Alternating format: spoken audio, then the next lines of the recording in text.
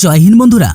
ভারত খুব শীঘ্রই নিজেদের একটি বিশেষ মিসাইল দিয়ে পুরো দুনিয়াকে চমকে দিতে চলেছে। কারণ ভারত এমন একটি মিসাইল তৈরির দিকে পদক্ষেপ বাড়িয়েছে যা আজকের দিনে দুনিয়ার কোনো দেশের কাছে নেই এবং এমন মিসাইল তৈরির সাহস কেউ করেনি। কিন্তু যেহেতু ভারত মিসাইল তৈরির ক্ষেত্রে ইউরোপীয় দেশগুলোকে ছাড়িয়ে গেছে, তাই ভারত সেই মিসাইলের দিকে পা বাড়িয়েছে, যা বিশ্বাস করুন ভবিষ্যতের যুদ্ধের ফলাফলকে বদলে দেবে। কারণ শত্রু ভারতের এই মিসাইলকে বুঝতেই পারবে না এবং শত্রুর মিসাইল ডিফেন্স সিস্টেম এটাকে বুঝে উঠতে পারবে না যে আসলে ভারতের এই মিসাইলকে কিভাবে আটকানো যাবে। চলুন এই পুরো টেকনিক্যাল খবরটি সহজ করে আপনাদের বুঝিয়ে দিই।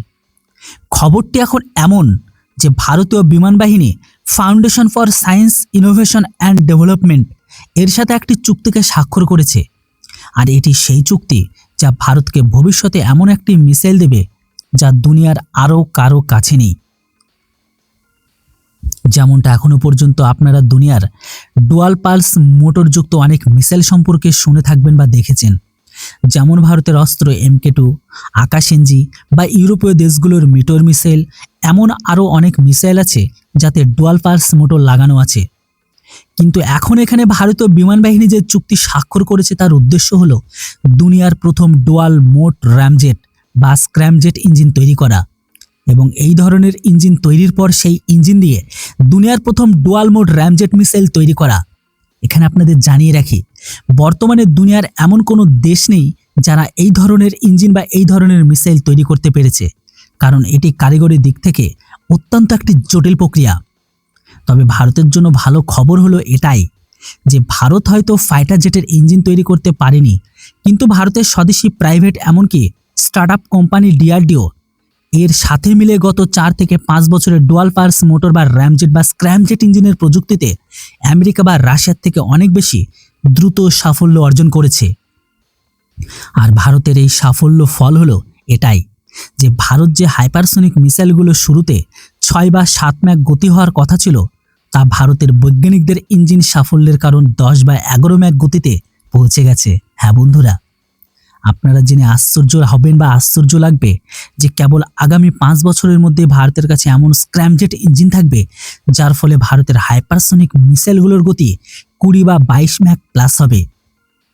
তবে আপনাদের এটাও বলে রাখি যে ইতিহাসে রাশিয়ার ডুয়াল মোড স্ক্র্যামজেট বা ইঞ্জিনের দিকে পা বাড়িয়েছিল, কিন্তু আশানুরূপ সাফল্য না পাওয়া আর মিসাইলের দৌড়ে এগিয়ে থাকার চাপের কারণে রাশিয়া এই প্রযুক্তিতে আর কাজই করেনি।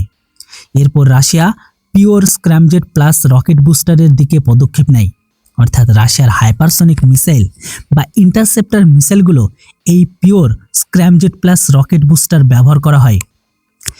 এখন আপনাদের এখানে জানিয়ে রাখি যে ডুয়াল মোডের মানে হলো শুরুতে মিসাইলে লাগানো ইঞ্জিন র্যামজেটের মতো কাজ করবে, কিন্তু মাঝপথের পর সেই একই ইঞ্জিন হঠাৎ করে স্ক্র্যামজেট মোডে চলে যাবে।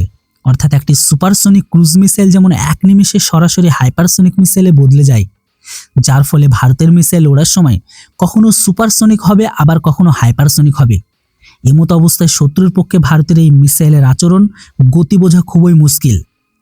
যদি শত্রুর মিসাইল ডিফেন্স ফায়ার করা হয় তবুও সে ভারতের মিসাইলের গতি আর চাল বুঝে উঠতে পারবে না।